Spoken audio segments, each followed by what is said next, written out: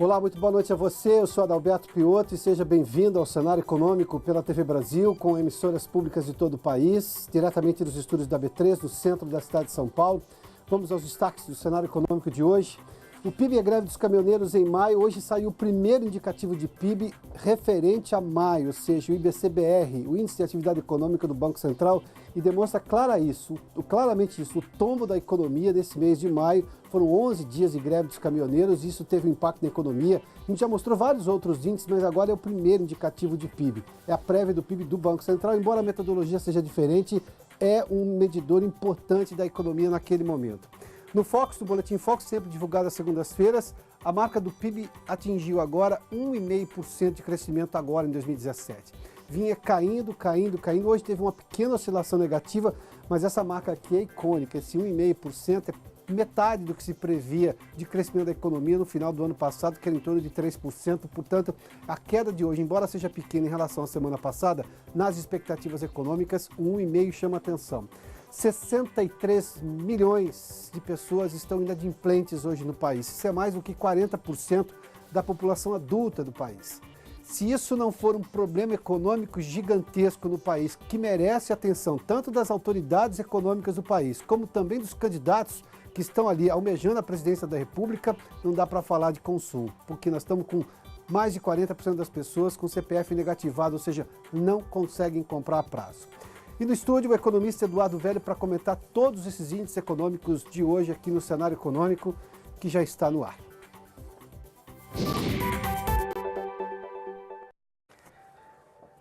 O Banco Central divulgou hoje o primeiro indicativo de PIB que capta todo o problema da economia durante a greve dos caminhoneiros no mês de maio deste ano. Foram 11 dias de greve com uma sucessão de problemas e decisões que foram tomadas naquele momento para solucionar a greve, para estancar a greve, para parar a greve e fazer o país voltar a caminhar, mas que ainda estão sob júdice ou discussões que partem tanto da equipe econômica do governo, porque há um impacto nas contas, quanto de várias associações reclamando, sobretudo os produtores rurais, com relação à tabela do frete mínimo, decisões judiciais, questionamentos sobre isso, se é possível ou não se ter uma tabela no país que tem economia livre, como é o caso brasileiro.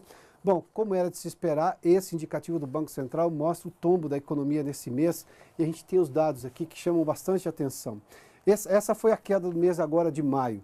Maio comparado com maio do ano passado, 3,34% de queda do índice de atividade econômica do Banco Central.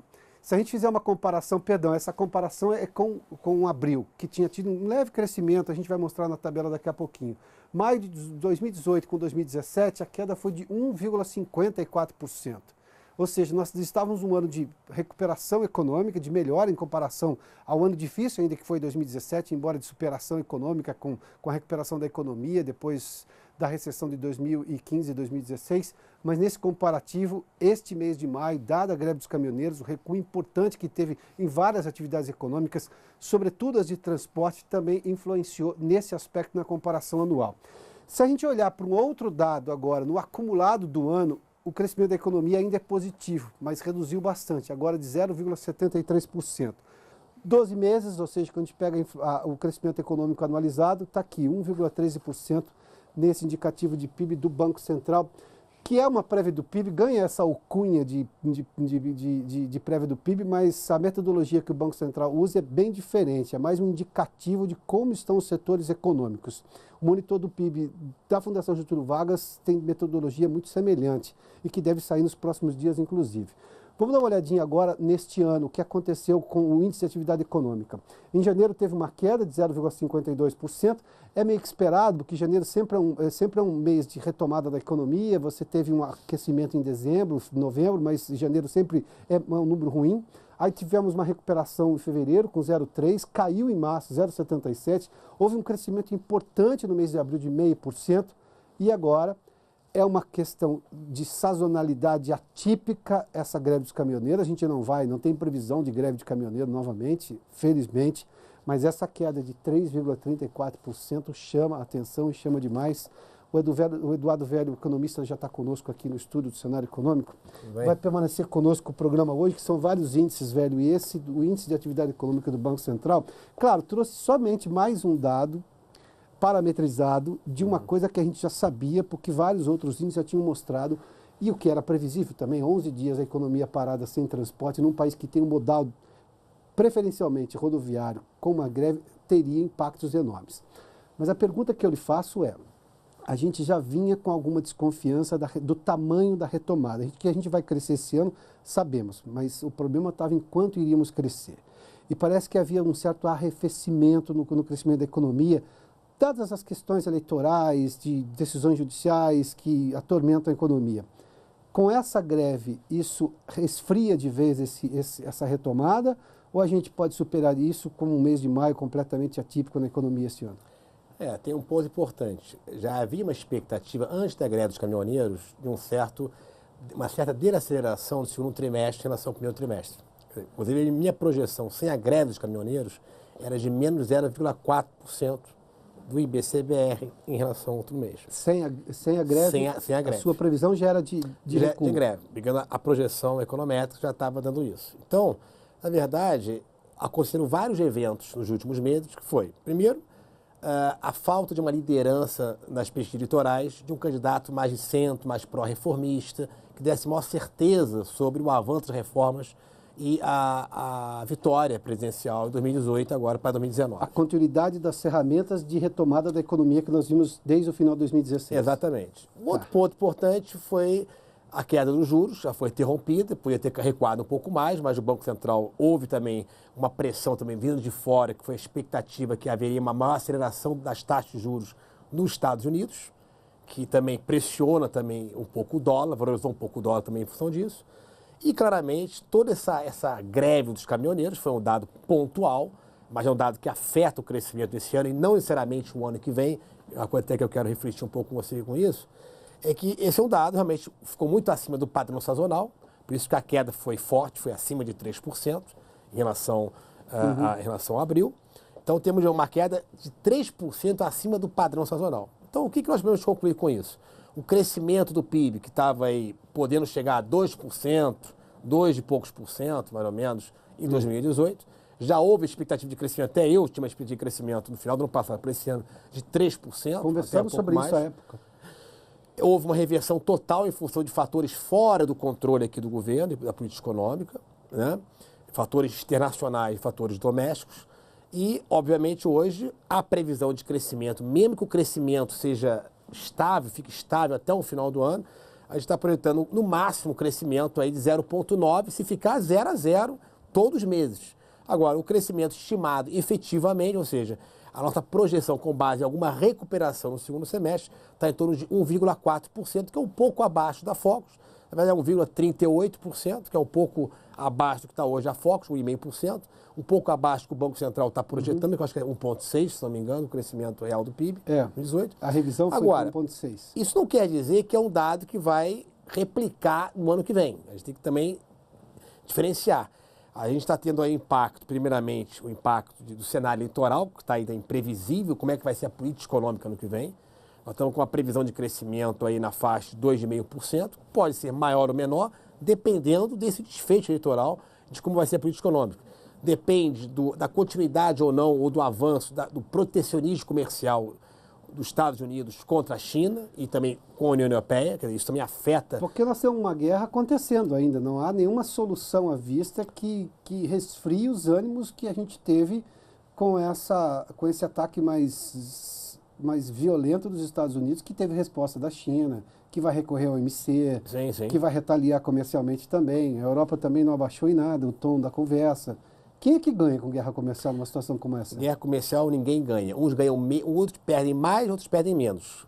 Todo protecionismo tende a reduzir fluxos comerciais entre os países.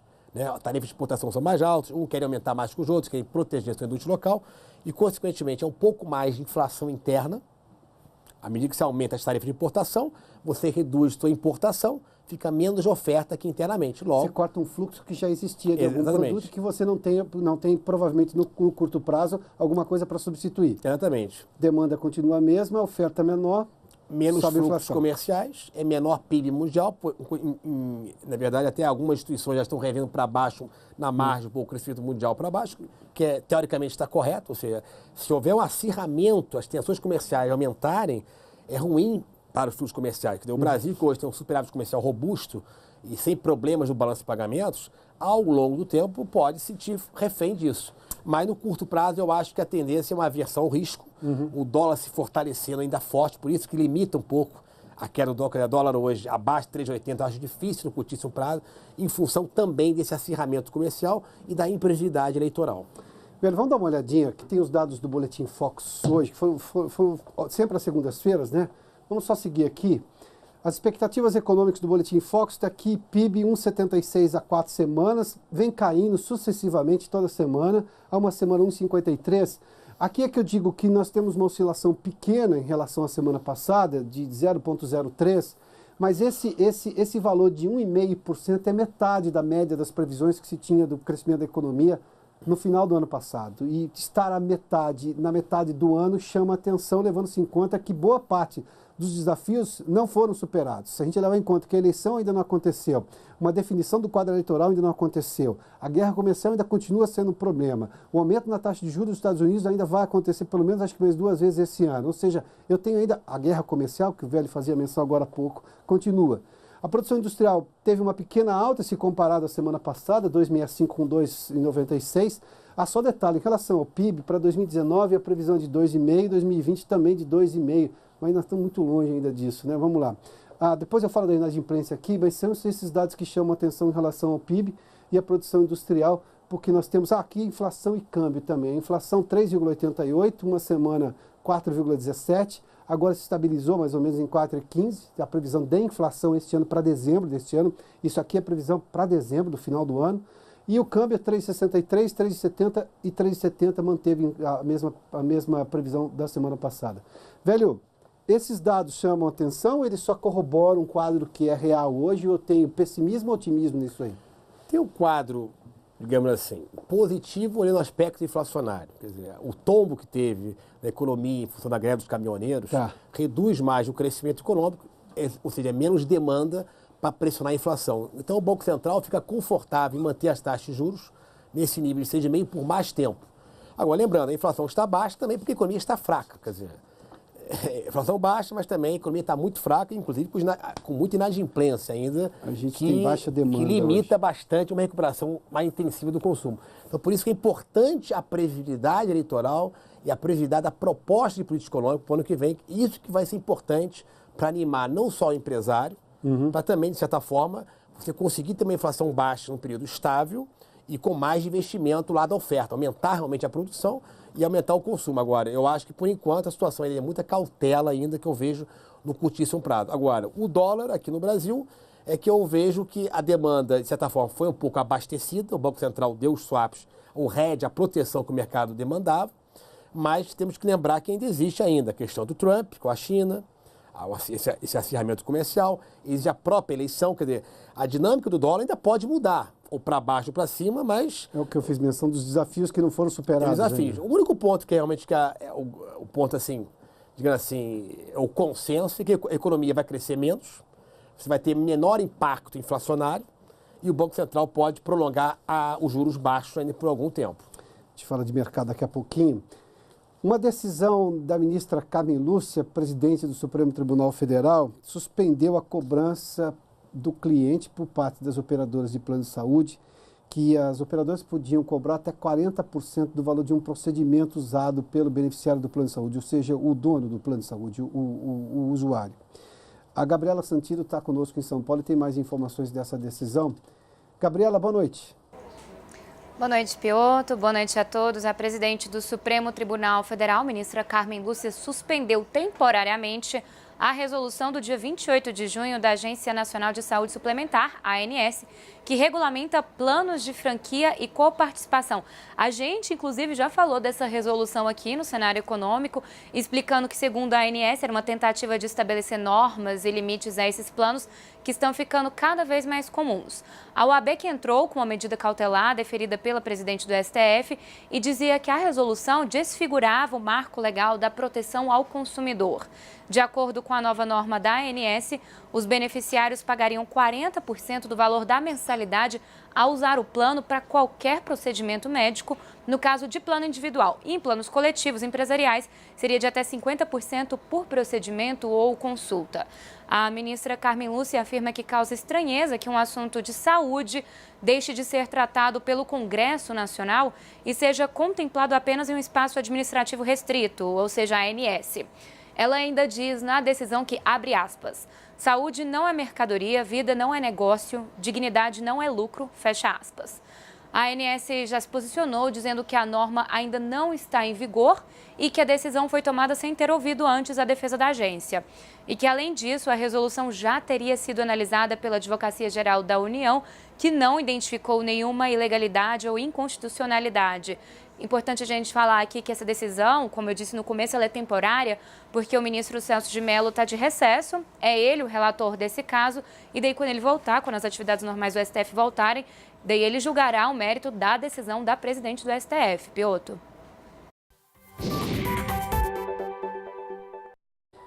Muito obrigado, Gabi.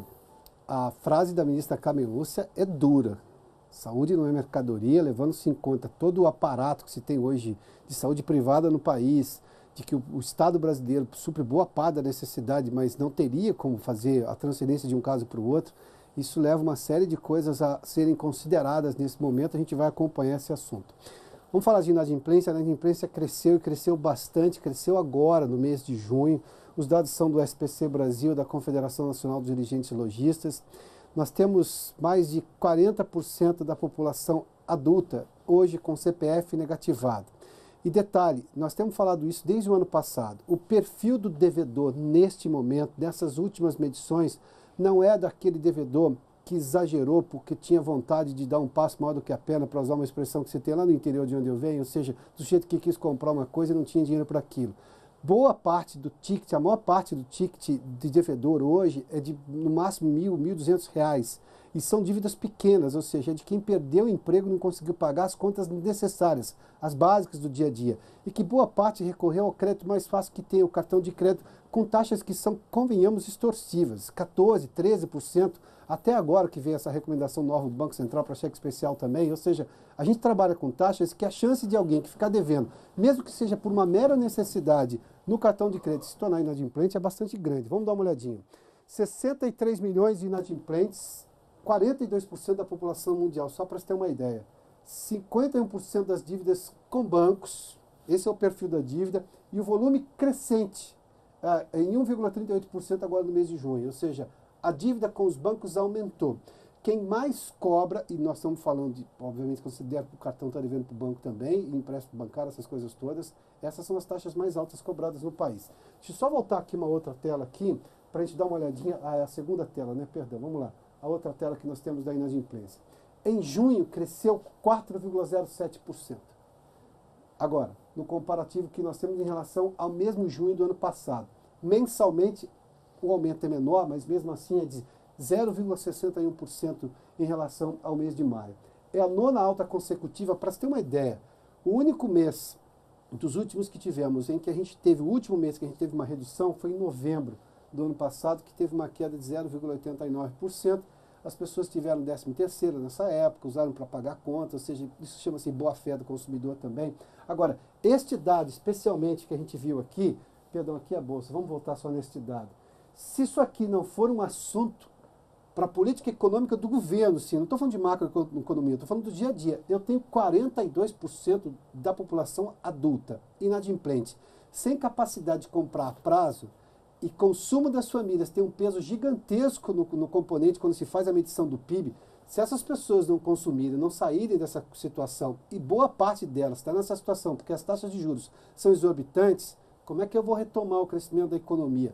Isso é pauta obrigatória para qualquer candidato à presidência da República, inclusive para deputados federais e senadores que vão ser eleitos também. Nós vamos renovar 2/3 do Senado nessa eleição e todos os 513 deputados. Isso é uma discussão que precisa ser feita agora, urgentemente. Vamos fazer um rápido intervalo, daqui a pouco nós temos as informações de mercado e e mais um trecho da entrevista aqui ao vivo do economista Eduardo Velho aqui no Cenário Econômico. Nós voltamos em instantes. Já de volta com o cenário econômico, vamos ver como é que fechou o mercado hoje. Temos o Ibovespa aqui, uma leve alta, na verdade estava operando em baixa no final da sessão hoje. Conseguiu virar no final uma oscilação positiva de 0,08, praticamente estável, a 76.652 pontos o Ibovespa. Algumas ações tiveram alta importante hoje. O dólar comercial a 3,86, uma alta de 0,36%. Vamos seguir aqui com os dados. A cotação do petróleo. Hoje o petróleo caiu bastante, o tipo Brent e o tipo WTI. Esse é o negociado em Londres, negociado em Nova York, 3,90 e 3,70. Essa queda do petróleo chama atenção, até porque os Estados Unidos divulgaram hoje, isso mexeu evidentemente tanto na cotação, porque o desejo dos Estados Unidos, do governo americano, é que as empresas americanas não comprem, na verdade, os aliados também, os países aliados, petróleo iraniano. Mas fez um comunicado dizendo que, dependendo do caso e dadas as condições atuais, pode-se fazer exatamente, abriria-se uma exceção para a compra do petróleo iraniano, o que evidentemente baixou o preço do petróleo, porque teria uma oferta maior agora de petróleo no mercado com essas concessões do governo americano por um tempo limitado, mas enfim. As ações da Petrobras tiveram uma alta hoje de 1,10%. Vamos seguir agora. As ações da Embraer. Aqui teve uma encomenda da companhia aérea United dos Estados Unidos de 25 aeronaves de porte médio, que é a grande especialidade, o grande sucesso da Embraer. Isso fez com que as ações da Embraer subissem 1,74%, anunciou a compra dessas 25 aeronaves a 17,91 a ação. Vamos seguir aqui com as ações da Gol, que também teve uma alta. A Gol anunciou hoje que vai comprar 15 aeronaves da Boeing, ou seja, para aumentar a sua frota. A Gol subiu hoje 12,58%. A Gol não tem um peso muito grande no Ibovespa, mas obviamente que 12% de alta chama a atenção. Só para seguir aqui é o que nós temos. Eduardo Velho, vamos falar um pouquinho do mercado? A gente teve, mas vamos falar primeiramente do Ibovespa. O Ibovespa, até tempos atrás, a gente falava de 86 mil pontos, 87 mil pontos, 88 mil pontos. Estava se discutindo quando é que chegaria nos 90. Teve uma queda expressiva nos últimos tempos, teve muita saída de capital estrangeiro. Aliás, boa parte disso pressionou o valor do dólar, a gente viu. Para tirar dinheiro daqui, o investidor estrangeiro precisa comprar dólar, senão não consegue mandar para fora. Mas o Ibovespa tem se recuperado nos últimos tempos e parece que tem voltado parte desse investimento estrangeiro. A que se deve tudo isso nesse mercado de bolsa? Nas últimas semanas foi um fato bem específico, né? A economia norte-americana, alguns indicadores mostrando que a economia, de certa forma, tem um crescimento forte no emprego, mas em contraponto, a questão do salário, a questão da atividade econômica interna está crescendo, mas não de uma forma explosiva. Isso é sinal que a inflação não vai subir tanto assim. Logo, os juros não precisavam subir tanto como se imaginava os mais pessimistas. Até 4, até 5 altas de juros até o final de 2019. O outro ponto importante, que eu acho que esse é o grande, é a continuidade da tensão comercial. Esse aumento do protecionismo, das tarifas de importação, tende a retirar crescimento mundial. Então, tende a tirar o quê? Menos crescimento. Tende a ter menos crescimento nos Estados Unidos também. Logo, os próprios dirigentes do Banco Central norte-americano, o Federal Reserve, estão apontando que talvez não seria tão necessário um aumento mais forte dos juros. Então, além desse aumento ser gradual dos juros, para a Bolsa é boa a notícia que talvez o juro americano não suba mais do que 3 ou 4 altas de juros até o final de 2019. Então, por isso que as bolsas houve essa recuperação. Os balanços vieram bem positivos, principalmente sobre tecnologia, sobre financeiros estão vindo bons balanços das empresas norte-americanas, as bolsas subiram. E o Brasil também, de certa forma, conseguiu, o Banco Central conseguiu dar uma demanda de dólar, uma demanda, a proteção, o hedge para o que o mercado exigia nesse clima de incerteza e conseguiu estabilizar aí, de certa forma, o dólar entre 3,80 e 3,90. Então, houve uma queda muito forte das ações entre maio e junho, saiu praticamente quase 15 bilhões de reais do fluxo de investidor estrangeiro na Bolsa e já esse mês agora já está entrando em termos líquidos quase 1,5 bilhão de reais na Bolsa até o último dado divulgado hoje pela Bolsa Brasileira, a B3. Então eu acho que a situação agora é de cautela, mas o mercado não quer derreter, ou seja, não quer ficar abaixo de 30 mil pontos. Então me parece que, olhando a médio prazo, se você olhar, se houver um desfecho positivo da questão eleitoral, ou seja, um presidente com apoio político, que tenha continuidade das reformas, que tenha uma agenda pró-crescimento, que tem uma agenda mais vinculada a uma menor participação do Estado, eu acho que pode ajudar a ter mais crescimento ano que vem do que se imagina hoje. Ou seja, nós temos um desejo de crescimento e muita gente pronta a participar desse crescimento. Tem alguns fatores que estão barrando isso, que você fez menção a vários deles, inclusive, é isso? Exatamente. Você vê que qualquer melhoria, um sinal que vai ter um menor aumento de juro americano, o setor bancário, o setor de comércio varejista, as bolsas, os papéis logo, a perspectiva é boa. Alguns papéis subiram bastante. Esse da Embraer da Gol chamou atenção. Subiram bem. O mercado de ações está vivo e está bem vivo. Exatamente. Eu acho que as pessoas olham muito a questão do tesouro direto, questões financeiras, questões de um dia para o outro, mas a gente não pode esquecer que existem empresas no setor real. Então você pode ser, olhando o aspecto a médio prazo, as empresas não vão morrer. Claro. Né? Elas podem no máximo. Os ativos não desaparecem assim. Então, empresas físicas têm ativos. Você vê, a própria Embraer mesmo está no meio desta crise aqui que nós vimos nos jornais, ela está conseguindo aí sobressair. Outras empresas estão aumentando seu investimento. Agora, claramente tem uma cautela, mas eu acho que o posicionamento é positivo ainda. Eduardo Velho, obrigado mais uma vez pela gentileza. O economista Eduardo Velho conversou conosco aqui no Cenário Econômico Especial hoje, de análise de vários índices que foram divulgados hoje. O Cenário Econômico termina por aqui. Obrigado pela sua companhia, pela audiência. Boa noite a você. Amanhã a gente está de volta. Até lá.